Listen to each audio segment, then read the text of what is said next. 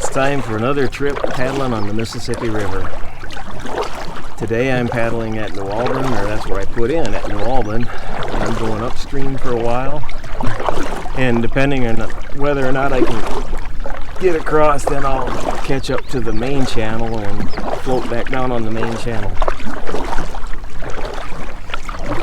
The haze you see almost made it look like, on my trip up here, made it look like I was driving in the Smoky Mountains. But that's all from the Canada wildfires. I thought it would be cleared off by the time I got up here, but obviously that's not the case.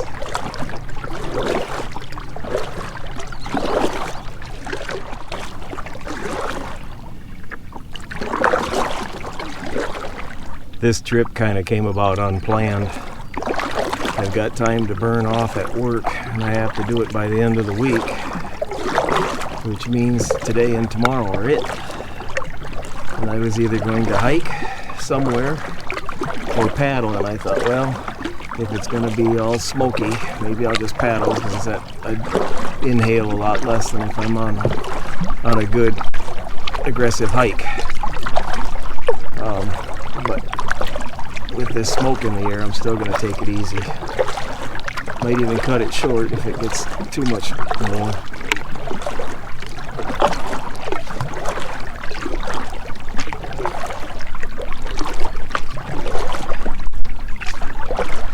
I wonder what caused all the dead trees along the shoreline here and on the drive out on Army Road. Can't believe they're all the same species and died, but maybe. Or maybe they flooded, or they all appear to be about the same age. I'm not sure just what caused it. In an eerie sort of way, all those tree skeletons make interesting photos.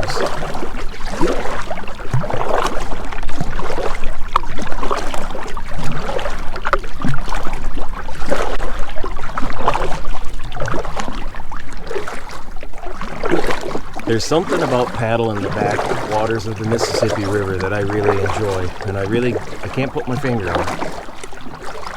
Maybe it's just the idea of it. Certainly the variety of habitat out here. Quite often I see more critters than I see at home, although today so far it's been a bust. But there's just something about paddling up here that I like. And I get to do this, I don't know, 3, 4, 5 times a year. This is the first time for this summer that I've been able to get up here. So far, so good.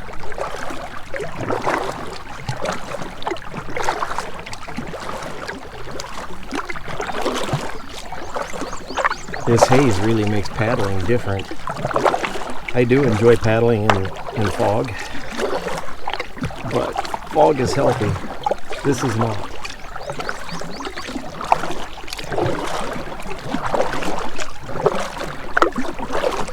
I wonder how much of Canada is not burned. If it's producing enough smoke to cover the good portion of the United States.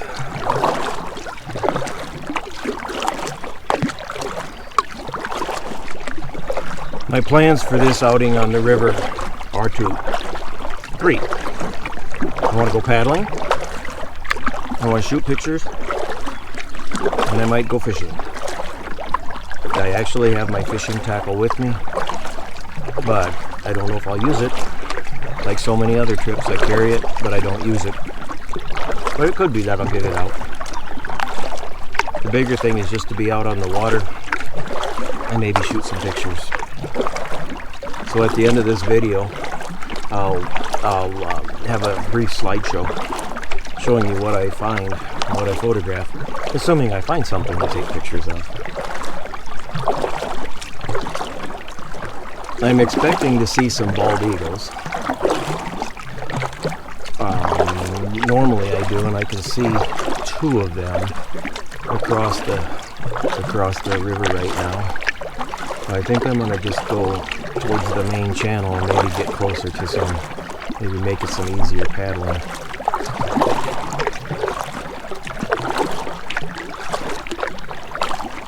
never seem to get skunked on bald eagle pictures when I come up here. But I'll shoot pictures of just about anything today.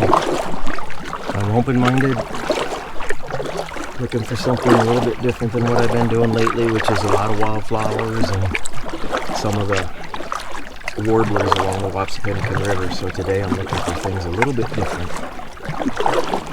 And we'll see what I find.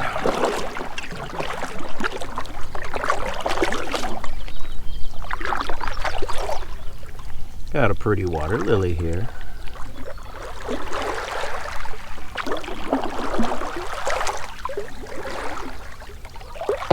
Might be worthy of a picture.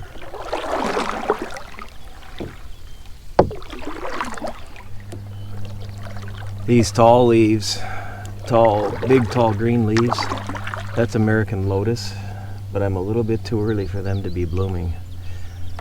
But when they are blooming, you can really smell it. It smells so good. I was hoping to maybe find a early bloomer, but I don't see any blooming yet. I don't even see any flowers coming, any buds yet. It's early. I'll just check around some more.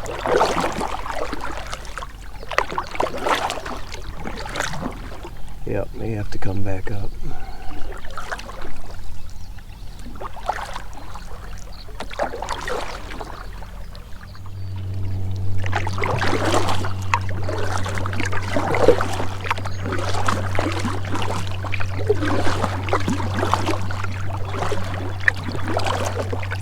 It's kind of easy to get misplaced back here in the backwaters.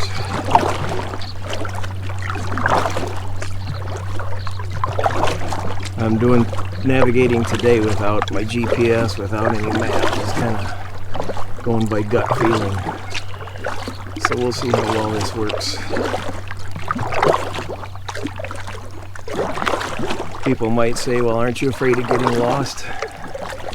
And I don't consider it lost. I just consider it going someplace new that I haven't been to before. If I am officially lost, it's okay. Because all who are lost, some who are lost are really just wandering.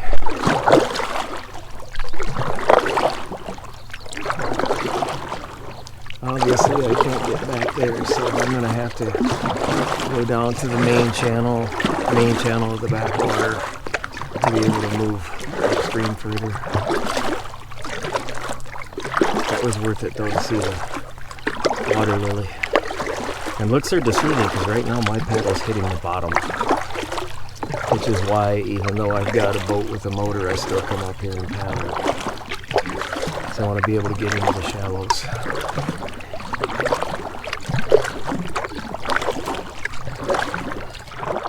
I stopped on this sandbar to change the batteries in my camera, the camera that's recording right now. And I really didn't expect to see anything, but the longer I explored this sandbar, the more sobering this stop became. If you take a look at it, you can see that it just appears to be a ordinary sandbar. But look at all the white spots on it. All of those are clams. Clams that probably moved to the sandbar when the water was high here a few weeks ago, and then became stranded when the water went down. Further in, and I'll show pictures here later on, I also found a turtle that got caught in it upside down and couldn't get over, and it died. On the good side though, I did find the soft-shell turtle, or we called them leatherbacks when I was a kid, that had just got through laying eggs, and I got to watch that thing run from where it was laying eggs into the water. So we know that not only is the sandbar a source of, or a location of death for a lot of these clams and other small things like that that couldn't get out, and turtles, it's also a source of life for that same animal family, the turtles, because they can come in here and lay eggs. But anyway, I found this sandbar to be quite fascinating. I took a number of pictures that I will add at the end of the video, or here right after this clip. We'll see where they fit in, but nonetheless I will share them. My stop on this sandbar also helped me remember something that I had completely forgotten. While the Mississippi River is a fun river to paddle, great river to paddle, it does also host some invasive species, and one of them is the zebra mussels. And I found some zebra mussels that are still on some clams. These fortunately have not survived, but you can see the zebra mussels there. Some clams that are still in the river have zebra mussels on them. You might be able to see that one right there in the vegetation.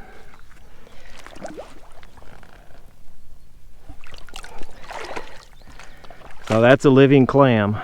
It's alive, but it's got zebra mussels on it. Those are not a good thing. Zebra mussels will attach to anything and themselves, and they just multiply with no easy, I'm not even sure if there's any known predators for around here. So it's not a good thing. So the fact that I've been paddling my canoe out here means that I'll have to make sure that I dry it out. Don't carry any of the zebra mussels home with me because I don't want to introduce them to any waters locally around Tripola, Bremer County area. So that canoe will not be in the water for a while. I had completely forgotten about that. In fact, out of all of my trips up here, I guess I hadn't even remembered that zebra mussels were an issue, but this certainly brought it to light. Since the wildfire smoke from Canada is not clearing yet, and I've been out here paddling, exerting myself for several hours, I think I'm going to cut this trip short just to prevent having any side effects. I'll admit, not being able to breathe clean air, it does make you feel a little bit different. I don't feel like I'm on my A game. I don't feel like I'm in trouble. I just don't feel quite like I'm on my A game. So I'm gonna head back to the truck. While that may sound like maybe I gave up too early, I don't know, maybe not. Just the time spent on the sandbar, seeing the clams that were trapped and died, seeing the turtle that died there, but yet seeing the one that was laying eggs, and then also seeing the lone plant that's getting started there that might eventually vegetate that island. That was interesting. I'm getting into shallow water here, so I better pay attention. So anyway, I am going to start working my way back to the truck. I'm not all that far, probably an hour or so, and I should be getting back into the truck and cooling off and go get some lunch. So let's go downstream and head back to the truck.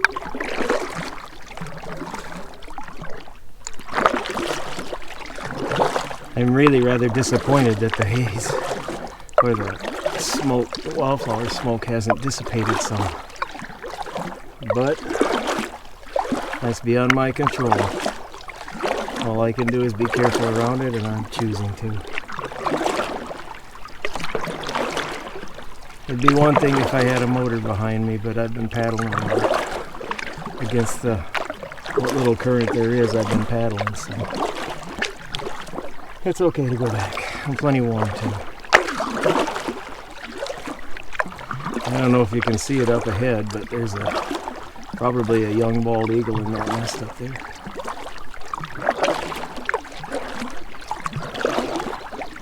On the edge. Oh, there's a great blue heron. I didn't even see it.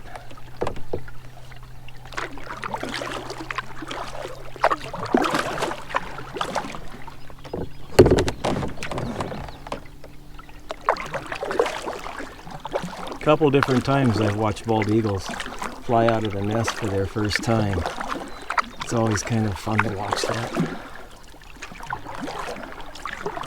I don't see that one even making an effort. And down here a bit further you can see probably two adults sitting in the tree. There's a bald eagle nest on either side of where they're sitting, so I don't know which nest they're connected with.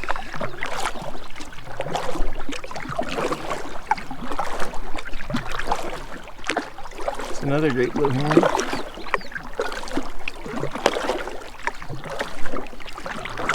Some of you viewers may not know it, but I've posted thoughts every day. I'm in my 19th year now, almost 19 and a half years without missing a day. I've taken a picture and posted my thoughts. Now, if I'm traveling, I may have to condense them, but I haven't missed a day. Anyway, when I started out this morning, I thought I might just be putting together a paddling video, just another paddling video on the backwaters of the Mississippi.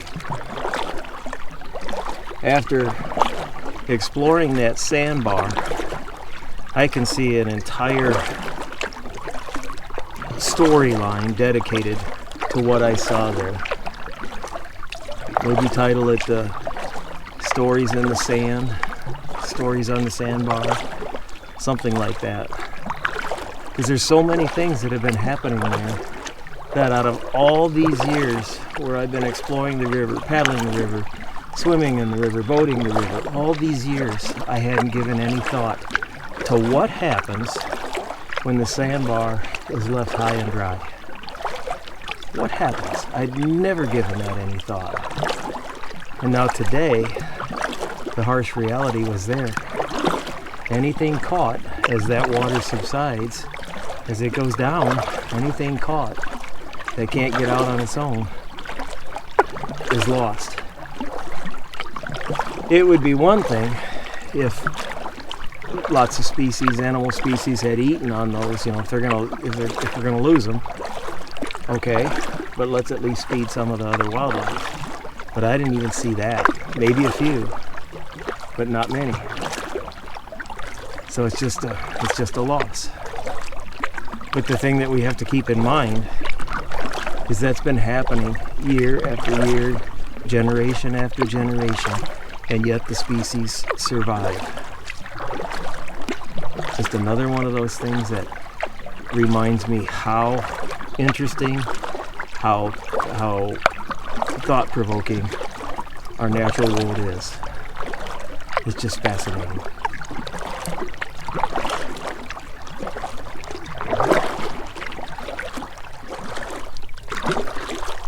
I enjoy paddling with others, but there are times, like today, when you wake up and just decide to go, and it doesn't really work out it's not even fair to ask others to go, unless they're really close, especially on a work day.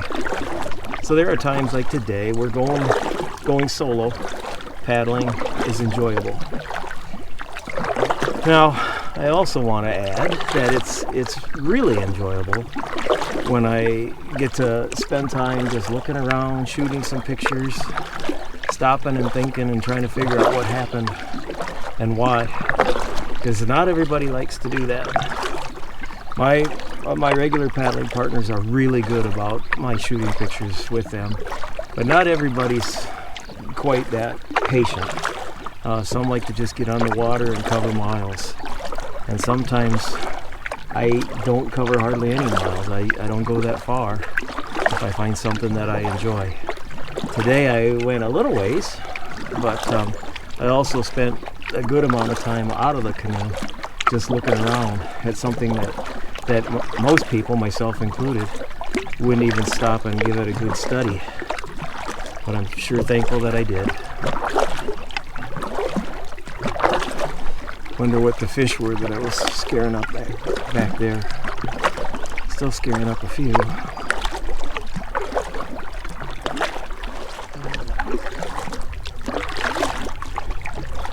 I'm really not sure how far I am on the river. I wasn't using my GPS. I was just paddling and dinking around. I don't think I'm all that far, just a few bends. But the distance between bends might be a half a mile. That's what I really enjoy doing. Just wandering on the water. And that saying that I couldn't think of correctly earlier, I can think of it now. All who wander are not lost. And I'm one of those. Very seldom am I lost. I do see a great blue heron to my left. Yeah, is it hunting or is it going to sit there? Looks like it's hunting. Work my way up there. great blue heron picture with those reeds behind it would be good. Gotta do a slow approach. Yep. Probably looking for minnows or frogs.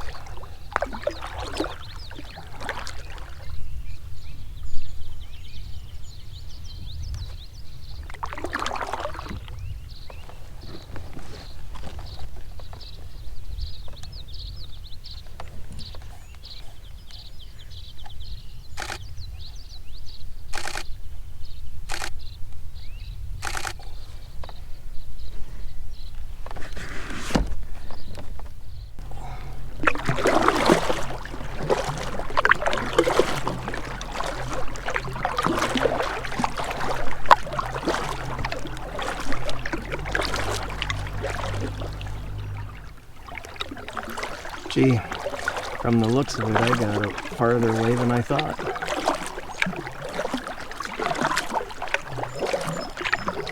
I got a ways to go yet to get to the boat ramp.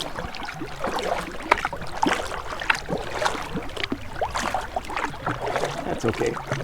I'll get there.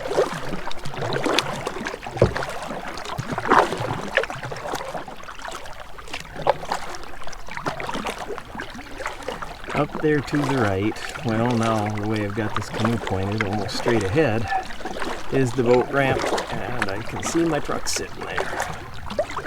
So, the good Lord willing, it looks like I'm going to make it off the water again safe, with no incidents, no gear loss, no gear failure, no going in the water, no nothing.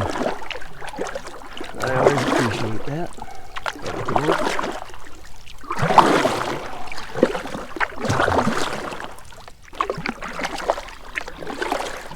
If you've stayed with me this long, I hope you've enjoyed this outing on the Mississippi River, the backwaters.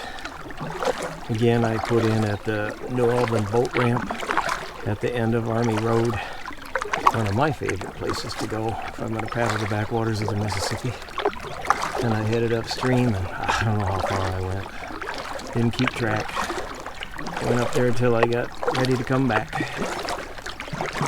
If you've joined me this long, I hope it was worthwhile. I encourage you to stick around. I'll show some pictures at the end of this that I've taken along this trip, and hope you will join me on future trips. Subscribe if you wish, and I do thank you for watching.